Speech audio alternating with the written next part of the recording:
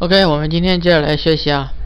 今天讲的这个内容呢，主要是这个 XSS， 就是夸赞脚本啊，我们常用的一些小工具。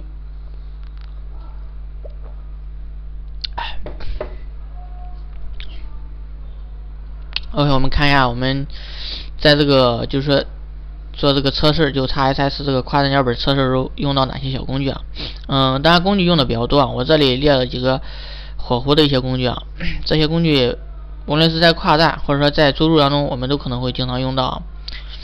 我觉得有必要去给大家讲一下这个东西。OK， 那我们来看一下吧。这些小工具的话，你下载一个火狐的一个浏览器，然后点击安装插件的话，这些都能够收到，点击安装，重启一下火狐就可以了。具体怎么来使用它呢？我们来教大家来安一下吧。下载火狐的话就很简单，你从这里边搜 Firefox 对吧？然后这里边有一个火狐浏览器，把这个不要安装这个，你如果安百度杀毒的话，那你勾选上它；如果不安的话，直接点下载。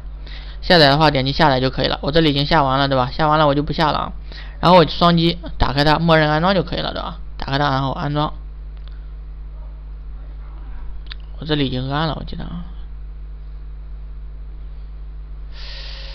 我看一下我安没安呀？我安了对吧？我已经安装完了，我就不给大家再演示了。安装完就可以了。安装完之后呢，然后我们来安装一些插件。你像这个插件的话，就是 HackBar 的一个插件，火狐的一个插件。我们选择这里，然后点击添加组件对吧？附加组件啊，这里选择我们要添加的这个组件啊。组件的话，它的组件就是我们就是做测试当中用到的组件比较多啊。然后我这里给大家列了这么几项对吧？当然还有一个will source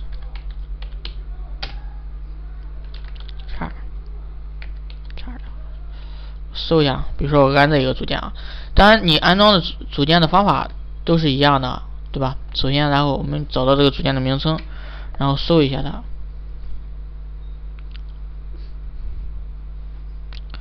然后搜一下没有搜到是吧？然后我们 source 一下，是不是我记错了啊？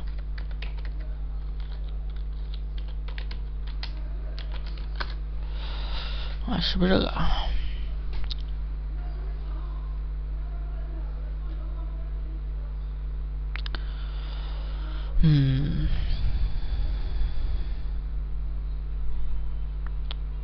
这么慢吗？我说，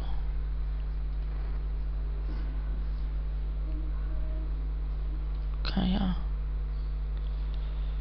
，source will 啊 ，where source cooldown 应该是 where source 啊，看还是一个查看源码的一个组件。我想安那个东西啊，哎呀 ，where source 搜一下吧。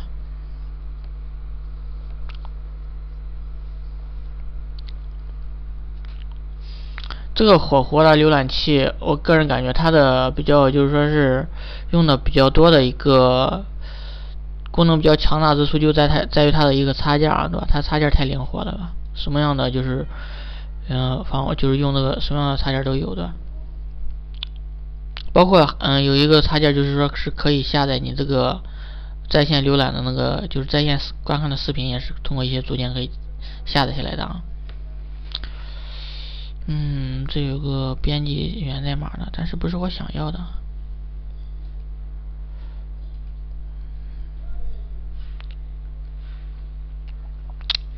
Page source， 这里有一个 UASE，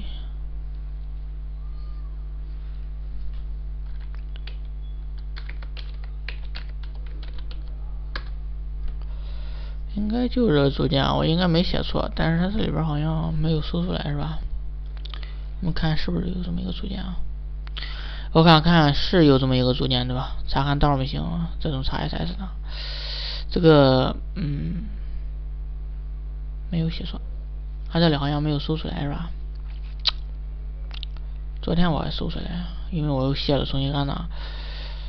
可能是我忘这里有一个这个我已经安装了对吧？你看 ，Where Source Chart 对吧？已经安装了，它可能搜不出来了。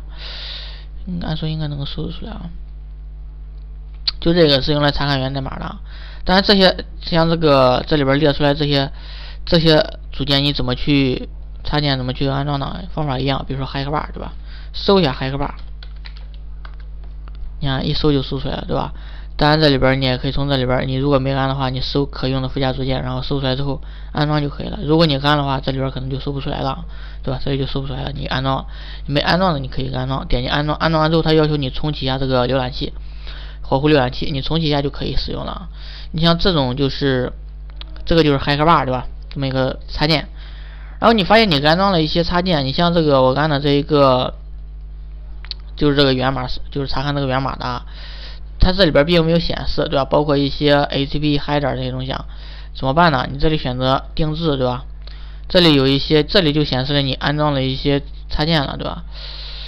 但是我这里好像就安了这么一个，我还没安别的。那我看一下我安的组件吧，先。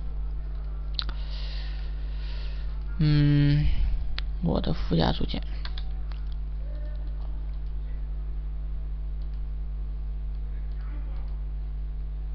我看一下我有没有安这个啊 ，Level HTTP header， 这两个安了对吧？这两个安了，我看这个，这个没安，那我安装一下吧。这个我就不安装在这里边了，因为我这个版本比较高。对这个东西我跟你说一下，这个 Level HTTP header 这么一个东西啊。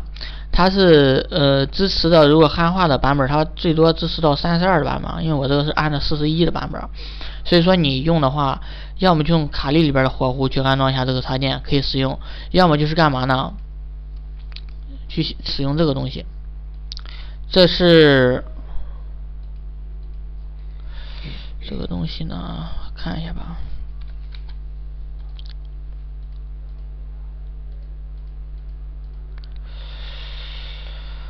Mantra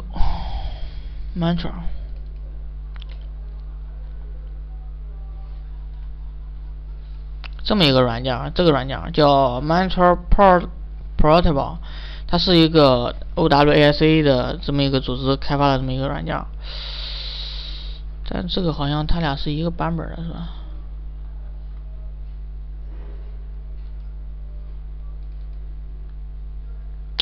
你如果安装了火狐的话，它会自动这样以这个火狐的版本来运行了，所以说这个比较麻烦了，对吧？其实你去安一下吧，这个东西安完之后，其实它自动安装了这些火狐这些插件了啊，这也是就是类似一个。当然我自己安装插件就不用这个软件了，但是如果你安装了火狐再去用这个软件的话，你发现它俩冲突，对吧？你开这个软件其实就是打开火狐，因为它的底层就是基于火狐来封装的这一些插件，这么一个东西。它会自动帮你安装这个工具，你把它安装完之后，它就打开它，其实就打开了火狐。但是这个与火狐的差别就是它自动帮你安装一些黑客插件，这么一个东西啊，这是这个意思啊。好吧，既然它开了，那我就不用它了。然后这是这个插件，然后当然还有一些其他的插件怎么安呢？一样也是，你像这个，去搜一下对吧？然后搜完之后，找到它之后，点击安装就可以了。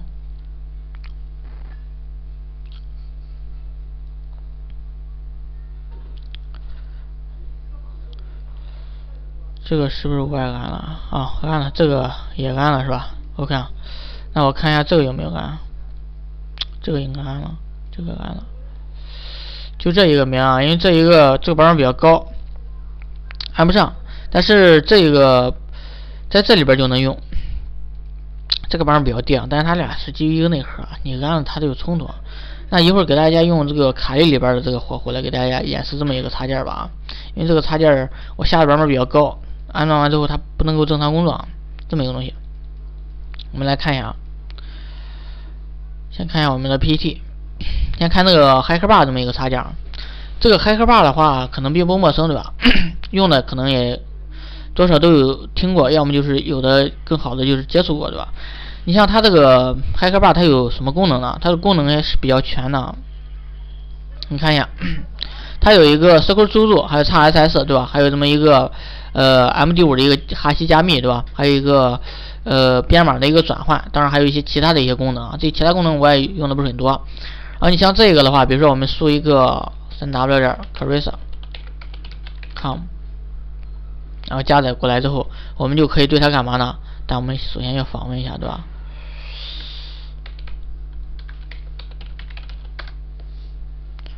然后加载进来，对吧？这就是那个网址。加载过来之后呢，我们可以在这里边给它添加后缀，对吧？比如说添加这个有没有注入啊，我们可以去访问一下，对吧？然后加进来，然后按着1:1，对吧？然后1:2，对吧？这样去执行点这个，然后它就去执行这里边的，执行这里边的 URL 是点这个，能理解吧？然后爬行的，对吧？或者是这个 split 分开的啊，切开它，这么一个意思啊。我看这是这个东西，然后你要比如说你猜出来这个字段名称 outby 是22，你怎么办呢？这里有个 SQL 注入，对吧？但是这里有一个 unit 查询，对吧？你22，然后回测，你看它发现了吗？它自动给你把这个后边的给你写上了，对吧？这个功能还是比较多的啊。你像包括这些，它是针对于这个 MySQL 啊，然后可以转换的，对吧？这个字符还是 MySQL 进行一个转换啊。当然还有一些其他的一些功能啊。这个 XSS 呢，这里是有一个 string from code， 它是可以干嘛呢？对你的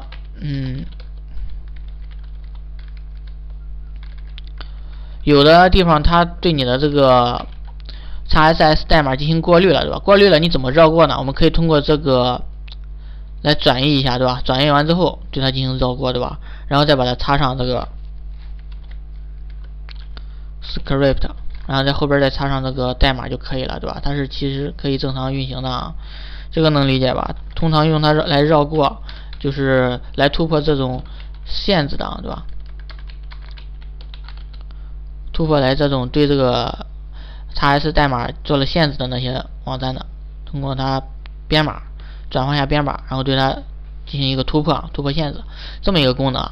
当然它还有一些这种 MD5 加密啊，这里边的一个代码转换，对吧？编码转换，这一个呢是一个post， 就是说是你的表单提交，它会自动加载你的表单数据啊。比如说我拿这个来给大家演示一下吧，我看这个能打开吗？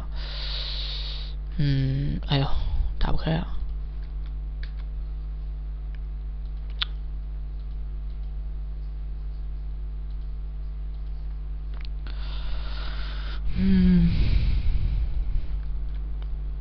还是打不开是吧？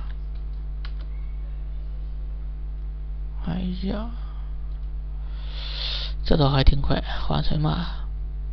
打开了，然后我们选择一下这个，看这里啊，我们选择这个页面 ，copy， 然后拿到这里边来，我们用这个火狐来看一下，我把它关了吧，这几个插件，然后保存一下，然后这里有一个，我们先来访问一下，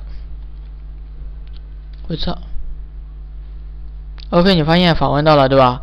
然后我把这里删除了吧。然后我们比如说输 AAA， 然后 AAA， 然后登录一下，他说非法登录失败，对吧？然后我们加到这里 URL 里，你发现 OK， 因为你这里启用的，对吧？然后它就会显示出来你这个提交的表单的一个名称啊，对吧？它就会加在这里边刚才我输的这个密码数据啊，这个能理解吧？这就是用来就是说启用这个查看这个 post 的一个数据啊，我提交表单的数据就从这里边能够查看出来，它能够自动抓取的这么一个东西啊。当然这个的话功能可能是重放，或者说是这个功能用的不是很多啊，我基本上也不用这么一个东西。你看一下吧，这些东西啊，这些资料你去网上如果咱就是中国查不到资料，你去国外查一下，然后去查一下相关的资料，这么一个东西啊。这些资料我也从国外一个网站看到的，介绍了这么一个 HackerBar 啊，这个 HackerBar， 这 HackerBar 功能相当，就是说还是不错，还是挺好用的这么一个东西啊。这是这个 HackerBar， 就介绍到这里吧，你有什么问题继续问我就可以了。然后看一下这个 Firebug 啊，这个火狐就是干嘛呢？它这个工具呢是用来提供这个修复啊，或者是检查这么一个 bug 的这么一个东西啊。它是你看提供了许多强大的功能，对吧？包括这个动态的一个修改的 HTML 代码，探索DOM 机构，对吧？监视网络请求，然后调试检测和页面 CSS， 它是可以干嘛呢？可以对这个页面进行一个修改啊，对吧？我查看一下这个黑客bar放哪了啊？我不会没按吧？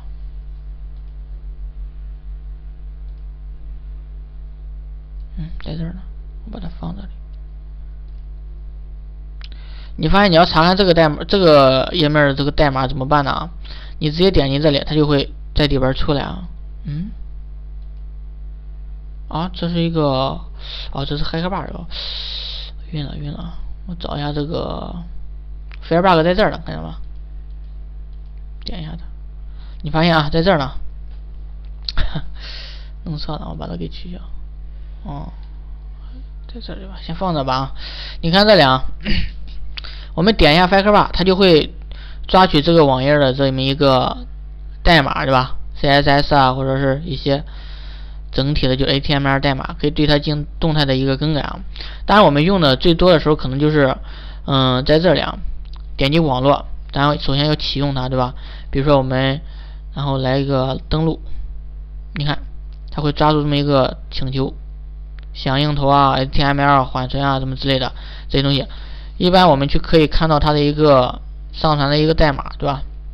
投信息，在里边抓出来的数据包啊，它是有一个就是说能够对这个网络流量进行一个监控、抓包的这么一个功能啊，对吧？但这种功能在我们抓包改包上传的时候可能会用到这么一个东西啊。当然，你也可以对它进行 HTML 对这个 HTML 这个动态这个代码进行一个动态的修改，对吧？直接对它修改就可以了。当然，它也可以去调试一下这个 DOM， 对吧？然后脚本，然后启用它就可以了。然后还有一些 CSS 样式，对吧？cookie 信息，你这里都把它启用了就行了。这样的话就能抓取一些 cookie 啊这么一个东西啊。它的功能对于网络抓包这一块，它功能还是比较强大的这么一个东西啊。这是 Firebug 啊。主要是用来监视网络请求和响应，对吧？还有一个就是用来抓一下这个网络包，看这个流量这个走向，还有一个就是动态的改一下这个 HTML 代码啊。然后当然它还有一个修改 cookie， 对吧？查看 cookie 这么一个，它没有修改，但它能够查看这么一个信息啊，抓取 cookie 的啊。这个功能是比较强大的。这是这个 Firebug 啊。OK， 我们来看一下这个 Temper Data， 这也是一个功能强大，使用简单的一个 HTTP 头请求抓取的一个插件。这个插件的话，它这个是可以干嘛呢？篡改数据，可以查看修改 HTTP 或者 HTTPS 的头部 POST 参数。你看这俩，看这么一个对话框，这个对话框呢就是说它抓取了这么一个你的网络的一个 HTTP 就是所有的一个头部请求，或者说是你的一些流量，然后这边是显示的你请求的流量，然后请求的一个数据包，然后这边是服务器给你回来的这么一个数据包，你点哪一个它都里边都有一个对应啊。我们来看一下吧啊。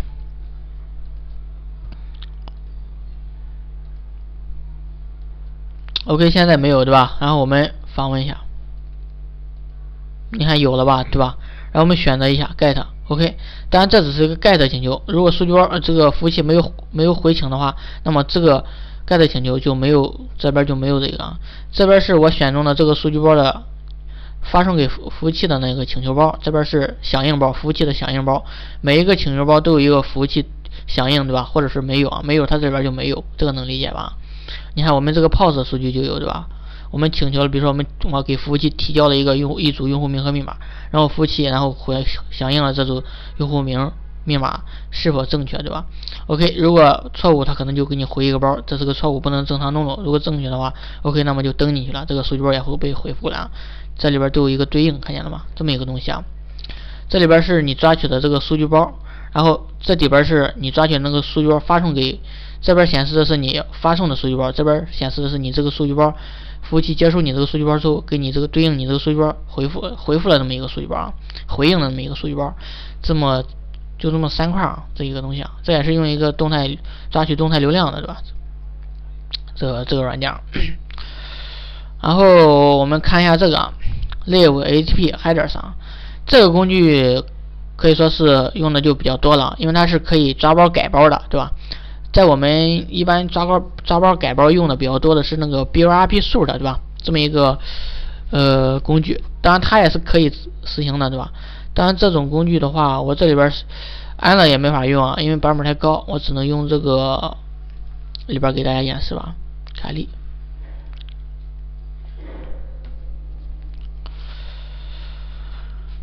这个东西的话，一般你要是喜欢用 BURP， 就用 BURP 就可以了，抓开压代理。它呢不用开代理，直接就抓就可以。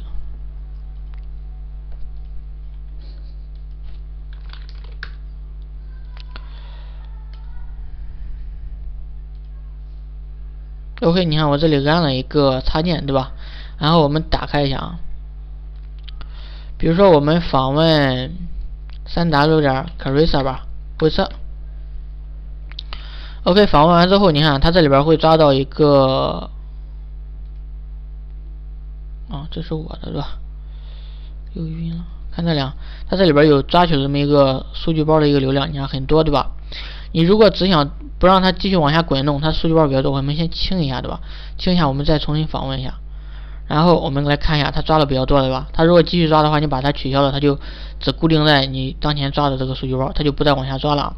然后我们对当前进行一个修改，你选中哪一个你想修改哪一个数据包，你就修改哪一个。它中间是有这两个线来分开的，对吧？这是一个数据包，这一个区域是一个数据包，然后这个线的下边到这个线的下边中间又是一个数据包，对吧？然后比如说我们选中这一个，对吧？这一个你选中哪里都可以啊，它在这个范围呢。然后我们点击重放，对吧 ？OK，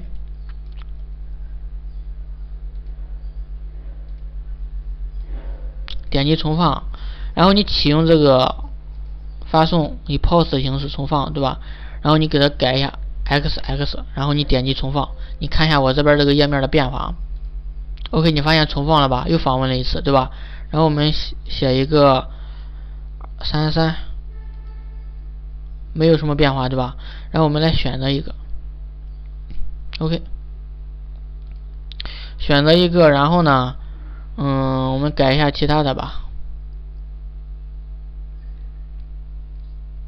清一下，这是158，对吧？然后抓上它，你如果不勾它，它是不抓包的。OK， 这是我们访问到的那个，这是那个页面，对吧？图片啊什么之类的，我们来改，点动它，然后来重放。然后呢，我们来改一下，比如说123重放，你发现页面并没有多大的变化，对吧？但是它这里边已经显示了，对吧？让你重新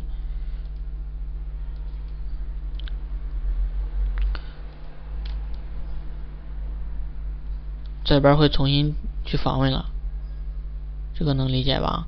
这个就是重放的功能，就是相当于你从这里边对这个数据包重新做了更改，然后去让它就是说发给这个服务器啊，这么一个功能，这就是重放的功能。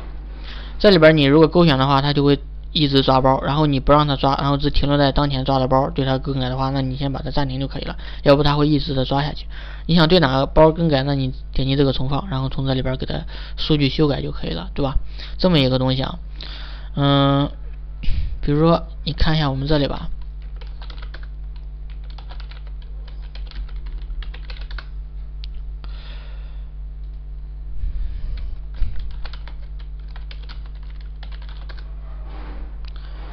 然后我们来看一下这个草稿箱，对吧？有一个无标题的，然后我们上传一个文件吧，上传个文件，然后上传哪一个呢？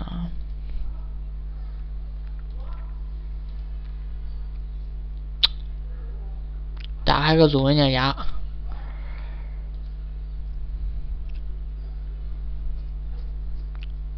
跟大家演示一下吧。这么慢，开东西比较多了，对吧？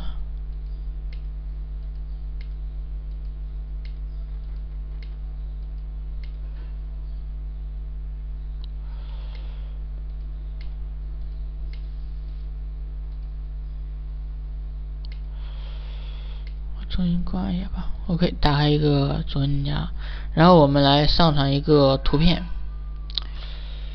我们把这一个图片上传上来，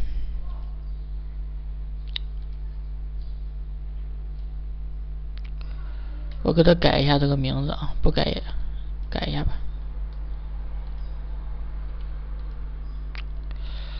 然后我们打开火狐浏览器，我们去访问一下这个 3w.cursor.me，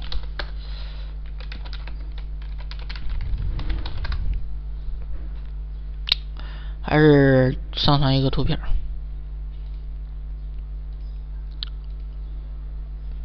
上传，然后找一下 root， 打开它，加过来是吧？然后我们打开这个抓包，这个东西啊，然后我们上传 ，OK， 上传成功了，对吧？这里边应该抓了个包了，对吧？还是啥？我先把它关了吧。抓了个包，然后你发现，然后我们干嘛呢？选中它，我看这个图片对吧？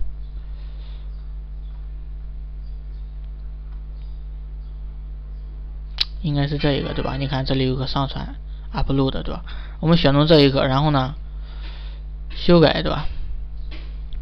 修改，你看这里边它是不是有一些名称啊，对吧？我们可不可以这样改啊？点 ASP， 还记得我们的03的解析漏洞吧？这样我们来重放一下，上传失败，错误码，那说明我们其实又重新上传了一次啊，这和我们的 BURP 是一样的，对吧？但是这里边上传失败了，它可能对这个文件的这个名称啊，可能是进行了个限制，不允许这样上传这种名称，对吧？这么一个东西啊，其实方法告诉你就可以了，就通过它是可以干嘛呢？进行一个抓包改包的，它这个是它并没有拦截，对吧？但是它是能够可以重复的进行一个上传测试啊，对吧？对这个抓包进行一个改包的，不断的重新发送给这个服务器的这么一个功能啊，这是这个东西啊，这是这个live HTTP header 这么一个插件的一个作用啊。OK， 我们看一下最后一个啊，这个编辑 cookie 啊，这个编辑 cookie 比较有意思了，对吧？它可以对这个 cookie 信息进行一个修改。我先把它关了吧。我们打开我们的03，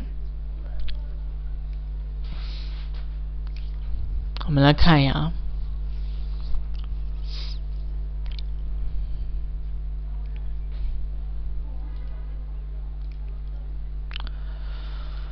我们来访问一下 3w.upload.com， 然后 ctcent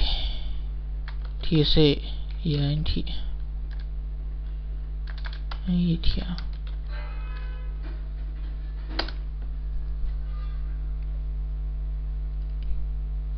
还没开吗？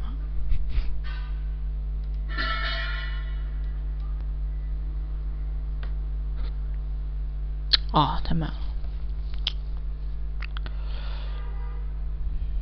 这个功能干嘛用呢？这个功能就是用来对这个 cookie 啊，它会抓取一些网页的一些 cookie，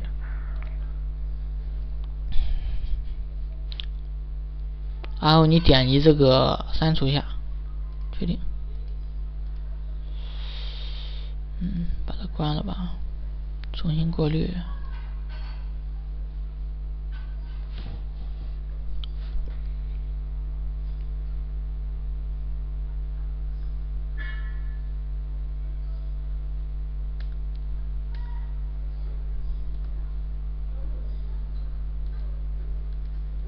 点击杀印就可以啊。这么慢吗？我的电脑一天一夜忘了关了，毕竟笔记本，哎呀。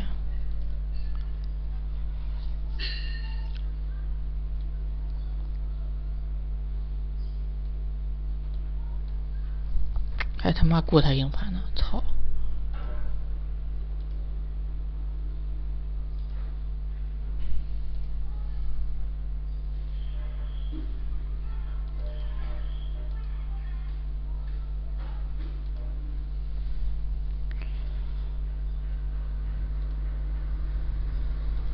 内部错误，我操你妈逼！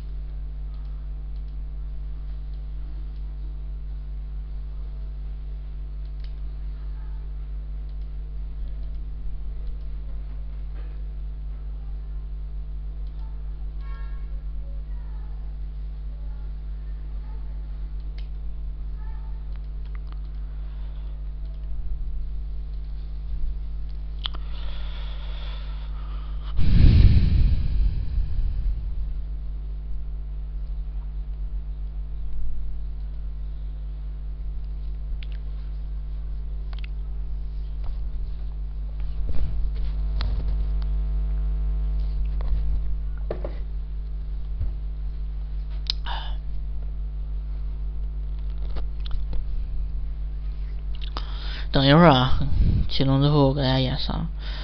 说一下这个东西啊，鼠标呢？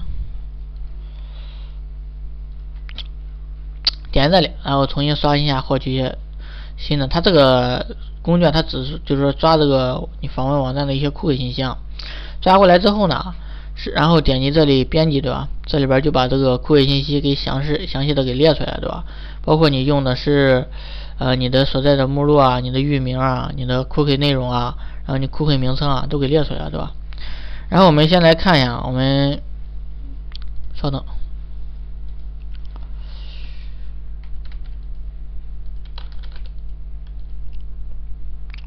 没事还死个机给我看，我靠！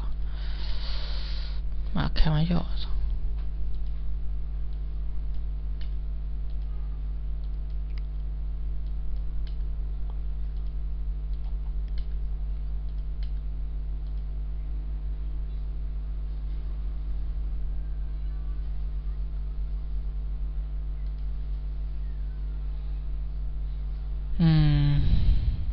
不发生了，我看还能不能访问到网站，他妈上回死就崩了。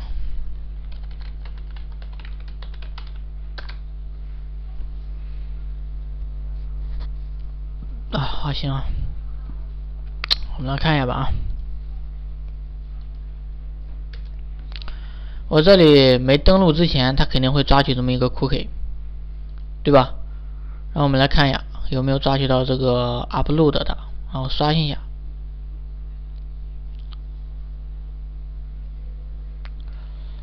这里对吧 ？upload， 然后你发现，然后我们现在再来改一下后边的后缀名。我们现在如果有 cookie 的话，它直接就是进入到的这个默认的登录后台了，对吧？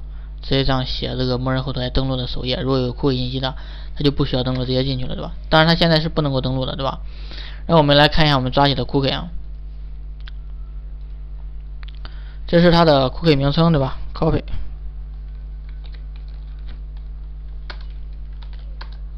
这是这个抓取的 cookie 内容，对吧 ？copy。当然现在我还没有登录啊，它只是抓取了这么一个 cookie 啊。OK， 我们现在关闭，然后我们来登录一下2493，登录进来了，对吧？然后我们再来看一下抓取的 cookie 啊，刷新一下。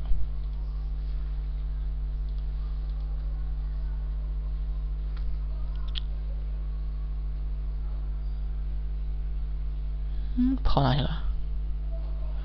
这里啊，编辑一下。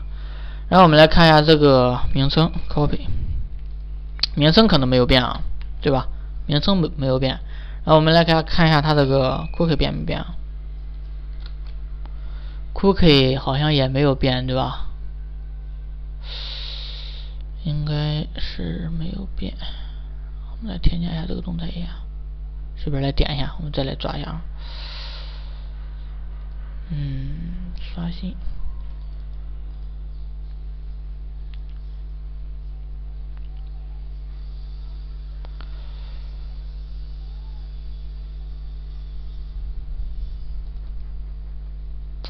GNNEC，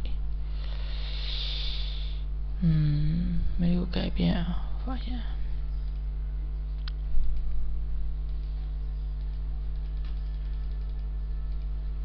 内容添加，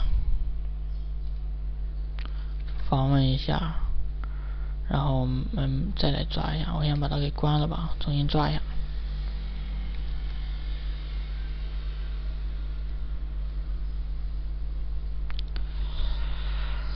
抓一下它，然后刷一下新。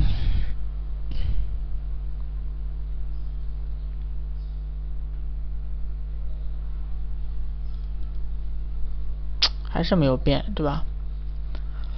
然后 copy， 其实它应该改变了，但是这里并没有发现改变的一个状态啊。我看一下，还是GNC， 并没有变哈。这里还看不出什么效果来。我简单跟你说一下吧，这个原理啊，但它这里边好像并没有什么抓出来的一个效果啊。按说应该能够抓出来。妈蛋！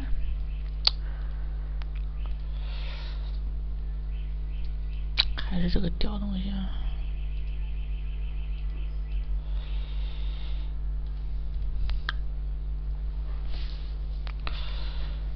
！pass 关闭一下，看一下啊。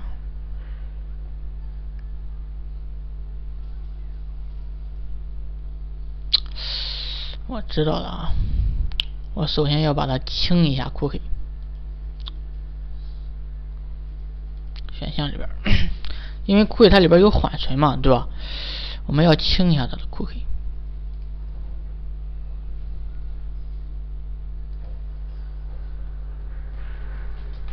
高级里边，然后有一个网络好像是，然后立即清除啊，对吧？清除一下，清除缓存，然后我们再来访问一下这个页面，我们再来看一下，刷新 ，upload， 还是没多大变化，对吧？我再我关了，重新打开一下试试。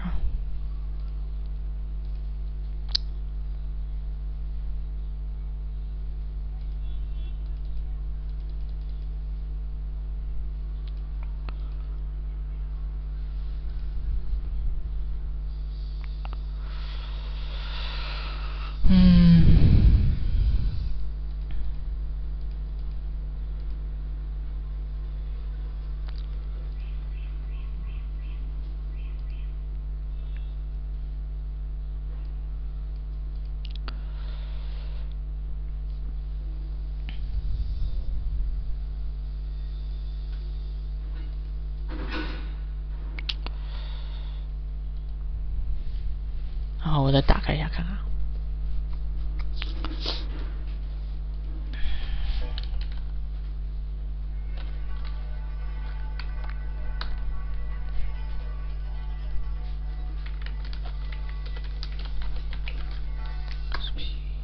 登不进来，对吧？然后我们来登一下，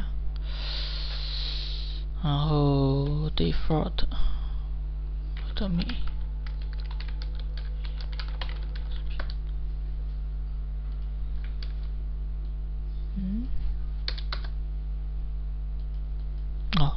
sorry， 弄错了。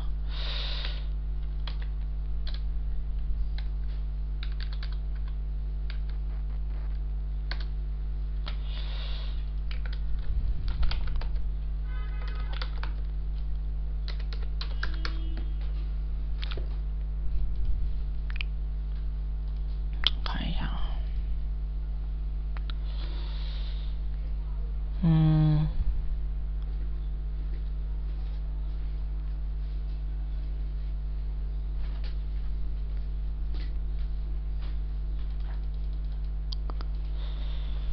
，upload，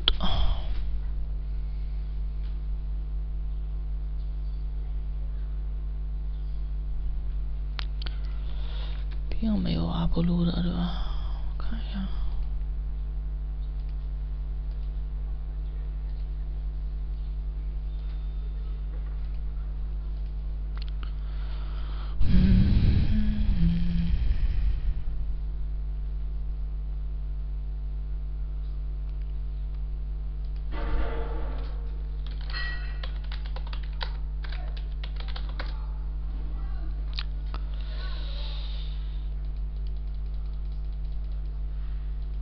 还不抓了。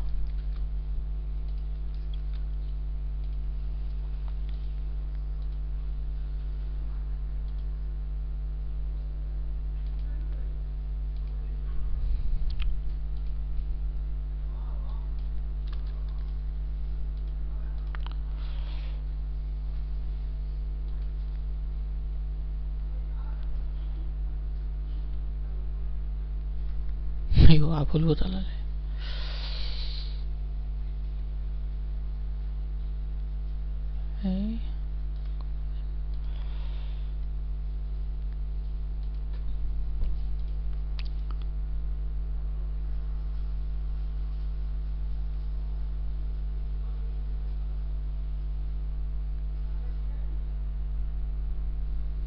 没有了是吧？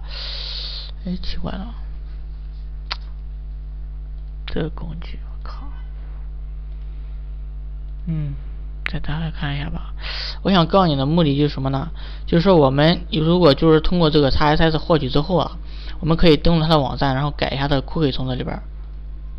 怎么去改呢？其实很简单啊，就是我跟你说一下吧。这个实验做的有点不太顺利，对吧？其实应该不是很难啊。出问题了，这个工具也不太靠谱啊，看呀。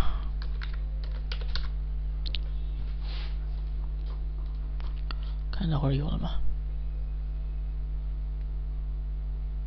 突然间就不抓它了，比较有意思。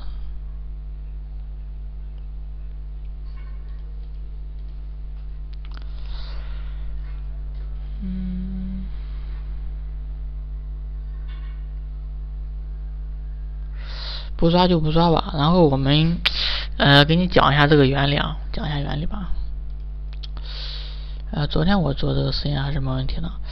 然后我们选中一个，比如说这个 upload 对吧？然后选中它之后呢，然后点击编辑，编辑之后呢，它这里有一个 cookie 内容，看见了吗？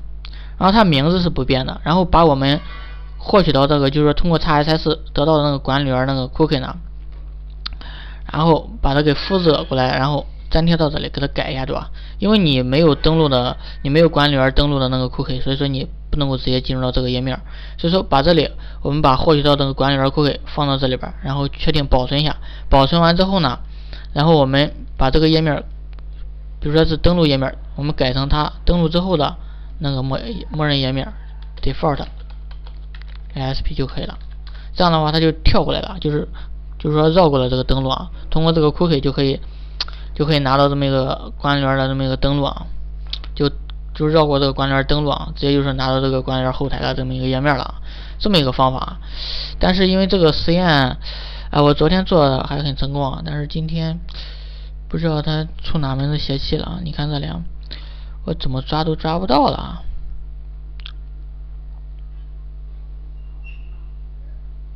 有百度，然后有新浪，对吧？抓的还挺多啊，但是他就是不抓我想要的啊。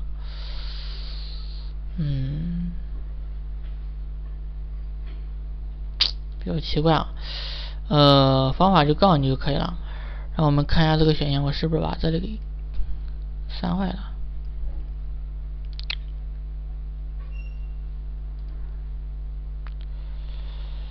清除了一下，然后什么都没了。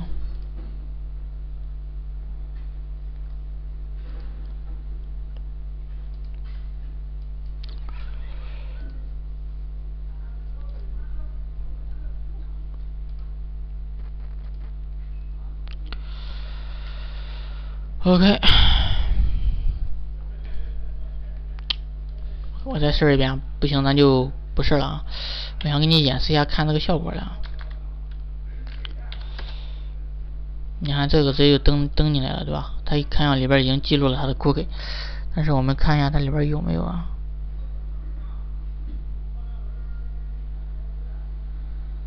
有了，对吧？还是这里边是，但它的 cookie 并没有改变，你发现了吗？对吧？还是这个 cookie 啊，看上它还是有缓存，对吧？其实一开始你不登进去的 cookie， 就是说没有登录正常的这个管理员账号的 cookie 和你正常登录的 cookie， 它俩是不一样的，能理解吧？然后把我们获取到管理员登录的 cookie， 然后替换到我们没有登录的那个 cookie， 然后直接保存一下，然后进入到这么个页面，就不需要再输这个账号和密码就能进入这个页面。我不知道你能理解我的意思吗？大体就这么一个用法。但是这里它怎么跳的，就是不给我跳出来好吧，那没办法，拿了没什么办法，只能告诉你这么一个原理了。我一会儿再看看，我再找一下原因吧。昨天我做的好好的啊。OK 啊，行，今天讲到这吧。